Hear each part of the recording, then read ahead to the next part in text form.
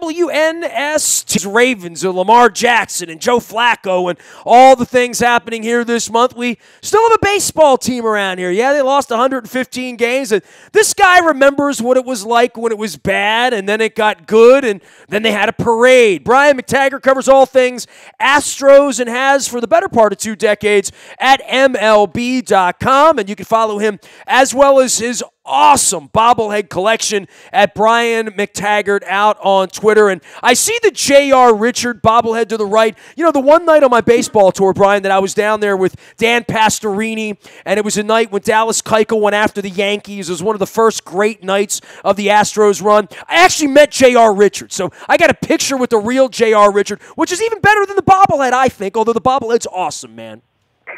Yeah, I'm sure if you shook his hand, you probably remember how big his hands are. I think he could palm like 9 baseballs at one time. But, yeah, he was an amazing talent who, if he did not suffer that stroke in 1980, probably was on his way to the Hall of Fame. I mean, he was the dominant pitcher in the game for 2 or 3 years there in the late 70s. And, he's still around. He's still an Astros legend and a guy who's around the ballpark a bit. And you say his name in Houston, people still consider him royalty. So JR's still doing pretty well. You know, I think I've sold a lot of books for Ben Reiter around here with Astro Ball, and I know you've been there for all of this. And look, man, I'm an old school baseball guy, right? John McClain and I are going to get together and talk Colt 45s and Jimmy Wynn and Nolan Ryan and Jose Cruz and the 80 Astro.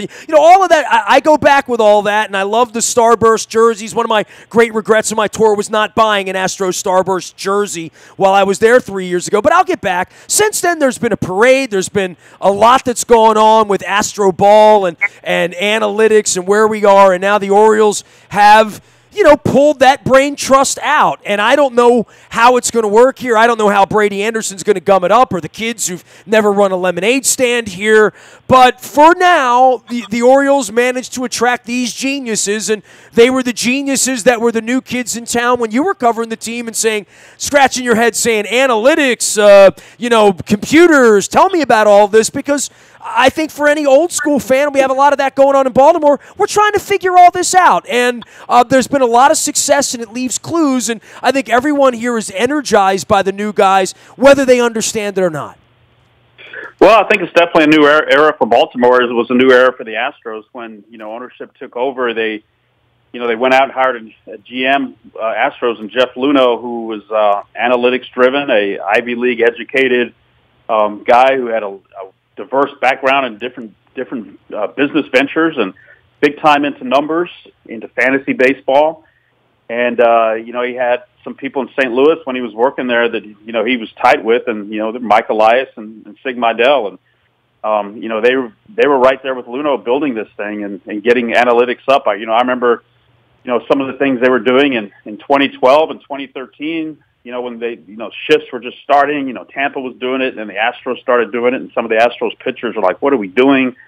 And we always heard just trust the process. And, next thing we know, they have run scoring probabilities on the scoreboard, and, the OPS and come into play and WAR. It's just, the last 5 years has taken over the game. And the Astros with Luhnow and Elias and Mejdal were a great blueprint on how you can use analytics and still have scouting and player development to win a World Series. And I tell you, getting Elias and Mejdal, I mean, those were two of Luhnow's big-time right-hand men, and Sig's a very smart guy, very diverse background. Of course, Elias, Ivy League educated as well. So they have the right men in charge, I think, here. If people are just going to have to learn to trust what they're doing a little bit, they're going to lose a lot of games. But if they replicate what they did in Houston, in a few years, they could be doing some big things. Brian McTaggart joining us here. You can find him at MLB.com as well as out on Twitter with his awesome bobbleheads at Brian McTaggart. That's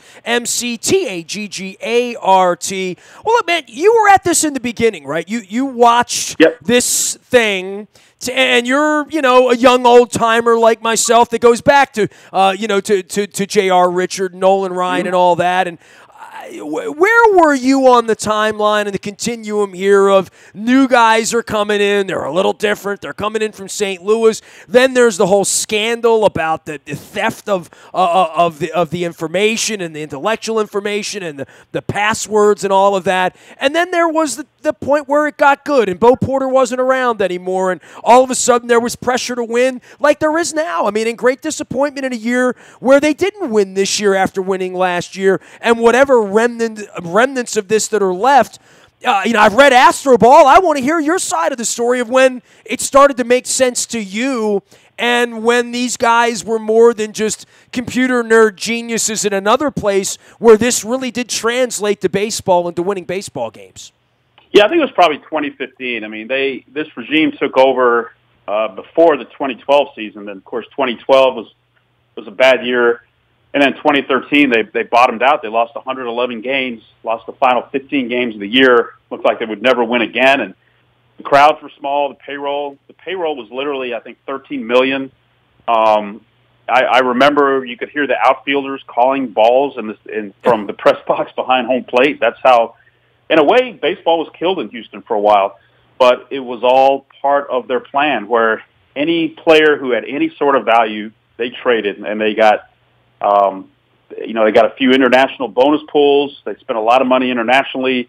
They would trade a player, get back 4 or 5 prospects, trade one of those prospects, get 2 more. They were losing, so they had a lot of three number 1 draft picks 3 years in a row. But 2015, they made the playoffs. So they went from 111 losses to making the playoffs in 2015. And that's when it really started to come together, because guys like Carlos Correa, Lance McCullers Jr., guys that they drafted very high in the draft in the first round, came up that year and were contributing. Jose Altuve was here already and was becoming a star. So things started coming together really quickly after they bottomed out. And that's just because they were very aggressive in just rebuilding the minor league system. They had so many prospects, and just waves of prospects came up. Some hit, some missed, but those that hit did really well. And they weren't afraid to shake up the roster and make trades. To go from 111 losses in 2013 to the playoffs 2 years later. And actually, they should have been the ALCS that year. They let the Royals off the hook, but I don't think anyone thought it would happen quite that quickly. It was probably a 4 or 5 year process that happened 2 or 3 years. And knowing Mike Elias there and Sig Mejdal, and again, these are scout guys. These aren't guys out in uniform every day, out in front of the media, working behind the scenes. To your point, they lost a ton, and not many people believed in them or thought that they were heretics, I'm sure, at various points in talking to old school baseball people within their scouting department, trying to sell it to players. To your point, shifts that are happening and balls that bounce in, and pitchers saying, what are we doing around here, and players asking what we're doing, and having it work out in the end. Are you shocked that these guys took the gig in Baltimore? I mean, from my sources on the inside, they literally, because of the way they are wired, were looking for the worst opportunity they could find. And I know San Francisco had some interest as well. This is an absolute car wreck here in Baltimore at this point, and maybe that's what they wanted to inherit, sort of a blank canvas, or maybe in this case a damaged canvas. I think you're exactly right. I think you hit the nail on the head with that. I think especially in the, Mike Elias is going to, getting a promotion as a GM. Sig's doing the same thing he did in Houston, and he's really tight with Luno. But, I think the thing that appealed to him is what you said, sort of building something and starting over. It's like, okay, we did it here. This is the fun part, is to make the trades and get the kids and watch them come through the system. And, it's like when the Cubs, won the World Series, they're not lovable losers anymore. There's a little bit of a charm to that, wasn't there? Now I remember when the Red Sox, all we could talk about was the ball going through Buckner's legs, and we don't talk about that anymore around here, right? So, I think there's a charm there was an attraction for at least Mejdal anyway, just to start over and see if he can do this again. He's got the ring, and he had a great job. He doesn't live in Houston, so he has no ties here. So let's start over and see if we can do it. And he let his contract expire, I think, waiting to see where Elias was going to wind up. And as soon as he landed in Baltimore, I think anybody could see that Sig was going to follow him to Baltimore. And now he's got his wish, a chance to kind of start this thing all over again and see if this blueprint works. Perception that Elias was more the baseball guy than Luno, having played in Yale and having never really been out of the game from his time with Tom House and going into St. Louis and into Houston. And let's be honest, it was their work that was being stolen by the Cardinals people. Yeah. And another Correa, Chris Correa, spending prison time. But in the case of Elias, or in the case of Mejdal or Luno, who's the genius, right? I mean, I guess we always ask that amongst the Bill Parcells and the Bill Belichicks. And, as things go on, I mean, Elias isn't even 37 years old at this point, and still has that silver hair thing going on and the left-handed pitcher Yale thing in his background, as well as growing up and going to Oriole games up here. This is a really broken place right now, and I know you know of what I speak of, having watched 3-4 seasons where the Astros TV ratings were 0, right? They had a 0 TV rating at one point, yeah, and they lost 100 games 3 years in a row. And when you're Jeff Luhnow and you're preaching patience and trust the process, it's kind of hard for fans to buy into. But I think you got to give the credit to Luhnow. When he interviewed for the job, he was with the Cardinals. I think the title was Director of Player Procurement.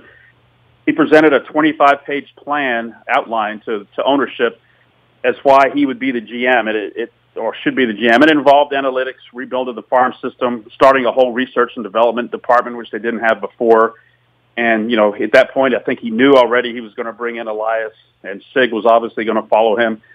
So he's the guy that had all the pieces in place, had this grand plan, and brought in the right people and was able to execute it, in a matter of years. So I think all three of them are very good at what they do, but, Luhnow was the guy that brought everyone together and brought them to Houston and sold ownership on this plan, because I can't imagine walking in there and saying, look, we're going to lose a lot of games for a few years. We're going to lose 100 games 2 or 3 years. Just stick with me. That's a hard sell, but it was something that had to be done, I think, just to sort of reboot the franchise and start over, and it turned out to work. I know a lot of teams want to try to do that, and the Orioles look like they're going to be one of them. It's going to be fascinating to see where they're going to be in 3 or 4 years. Well, it's going to be hard to lose more games than the Orioles do, especially in the American League East with the Yankees and the Red Sox cresting. It looks like Tampa Bay's on the comeback. I don't know where Toronto is at this point. You guys are down in Houston where, I guess it was all cute to the folks up in Arlington when the Astros were going to come over and be our little patsy in our division and whatnot. And that thing's turned into a blood feud down there, and certainly everything going on in your division. The Astros are the straw that stirs the drink. In losing Elias and Mejdal, does that feel like a huge loss for the franchise in some way? In the way that the Red Sox would mourn losing Theo Epstein, or the Rays would mourn losing their brain trust in Madden. It doesn't feel like it's been long and it's already sort of over with from the management standpoint. Maybe Kansas City could say the same thing too, as they bottomed out very, very quickly, right? Yeah, I don't think it has the feel of like a devastating loss. I mean, they've already, made some new hires on their research and analytics department to fill those spots, and they lost Mike Fast, also another one of their top analysts, to the Braves. So, when you're successful like that, you're going to have a lot of people come and poach what you do and try to figure it out. They saw that on the coaching staff this year too. 3 coaches left for promotions. But again, it's kind of like the players. They have enough depth in their analytics people for, I guess, qualified people to step into some of those roles. And we'll see. I mean, they're going to have to go out there and perform. They got, big shoes to fill. I'm not sure exactly what they do. Astros are very secretive with their analytics. Of course, they, like you said, they were hacked just a few years ago, so they kind of have to be. A lot of that stuff is proprietary. They don't share it with anybody, don't tell anybody about it. So we only think, I know, publicly scratch the surface to understand what they're doing in the nerd caves, as they call it. But whatever it is working.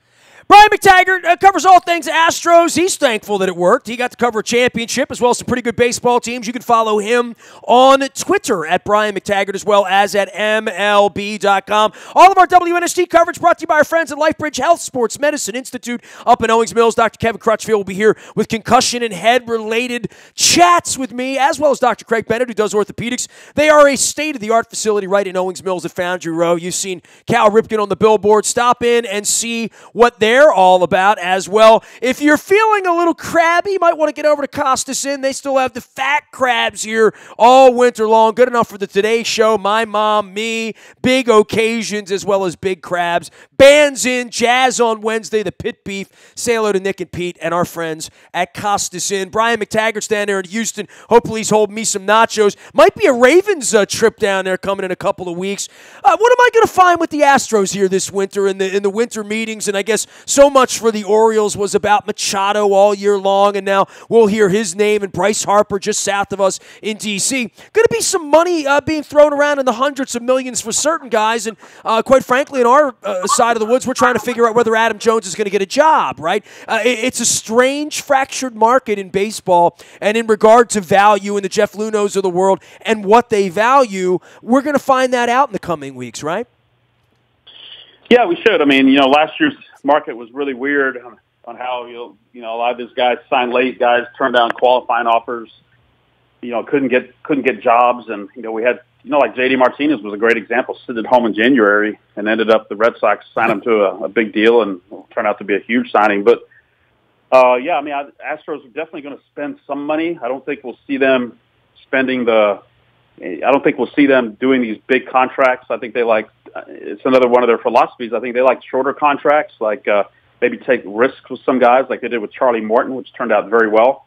And I don't think we'll ever see them make a run at Machado or Bryce Harper on free agent markets. I just think they know that a deal like that could really hamstring their budget for years and years to come. That, if they got to piece this roster together 2 or 3 years with different guys, they're going to try to do it and spend wisely. So, their payroll is getting up there, and they're going to lose some key free agents this year, probably with Keuchel and Charlie Morton maybe, and Marwin Gonzalez. They're all utility player. But again, breaking up the band's hard, right? Ask Kansas City. Yeah. Ask the Orioles didn't break up the band, and this is what happens when you don't break up the band, right? When you give Chris Davis $150 million, you lose 115 games 2 years later, right?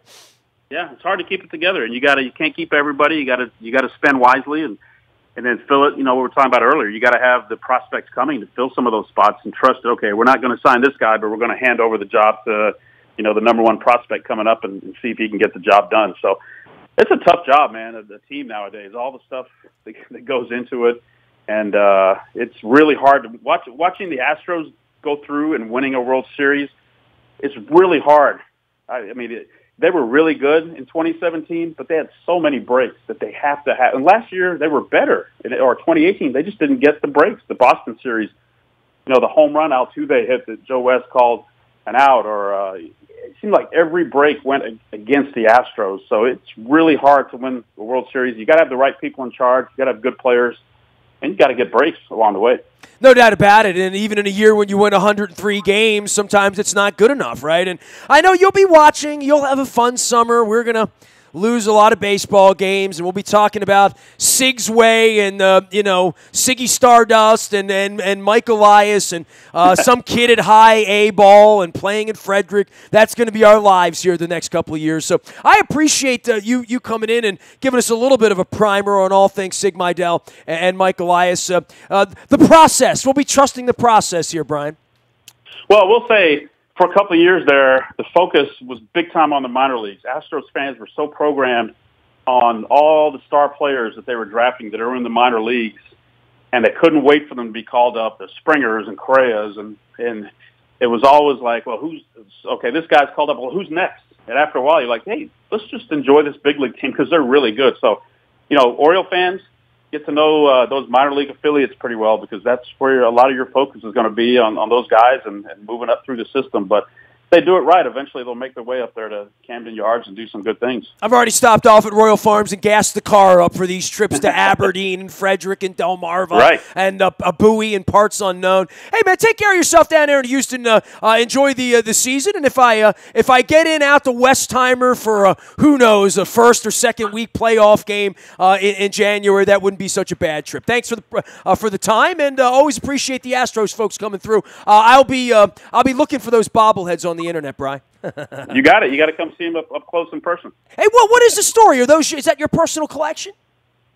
Yeah, just being at the ballpark for 20 years, the giveaways. The Astros, if they have a bobblehead, they give it out to the media. So I would throw them in a box, and eventually I open this closet, and I'm going through boxes and boxes of bobbleheads. And so I said, I took a few of them out and put them on a shelf, some of the star players, and took a picture and put them on Twitter. But there's many more in a box in the attic that would like to join that team. But that's the elite of the league guys right there that made the picture and the Twitter profile. That's the field of Astrodome dreams, right?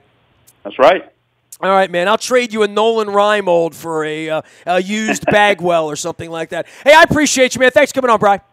All right, see you. Brian McTaggart joining us here from MLB.com as well as Houston. He's been the beat reporter there for the better part of 15 years. You can follow him at Brian McTaggart. That's McTaggart, and covering all things Mejdal and Mike Elias, who are now part of the Orange Birds here. We'll await the next Orange Hookah Lounge press conference. You can find me out on the buyatoyota.com audio vault 24 hours a day from anywhere in the world on your mobile device by downloading the TuneIn radio app. We do come in crystal clear from anywhere in the world. You can find me out on Facebook and Twitter and LinkedIn and Snapchat and Instagram and anywhere the world travels. But the buyatoyota.com audio vault is our hub, of course. We're getting out and about, doing some live shows here later on in the month. They'll always be brought to you by our friends at Freedmont Mortgage. Don't make a 30-year mistake by choosing the wrong lender. You need the right lender, and our friends at Freedmont Mortgage. Carl Delmont gearing up for soccer season now underway. The Blast, the Heat. We'll have Carl on, as well as members of the Healy family, talking some Harrisburg Heat and some indoor soccer as the Blast are kicking it off out there in Towson as well. Nasty at WNST.net is the best way to find me. When the Orioles do get a manager, you're going to get it first on the WNST Tech Service. That's all brought to you by Coons Ford of Security Boulevard. Dennis Kolatzis will be here on Thursday getting you ready for Ravens football as we get ready for, hopefully, the little playoff run here, a little Festivus lights. I got my purple lights out. Hope you do too. Getting ready for Tampa Bay and a home game next week and a trip out to L.A. that is going to have some meaning for this Chargers game. So a big month of football ahead. Terps basketball, we got you covered. We are WNST.net, AM 1570, and WNST, Towson, Baltimore. And we never stop talking Baltimore sports.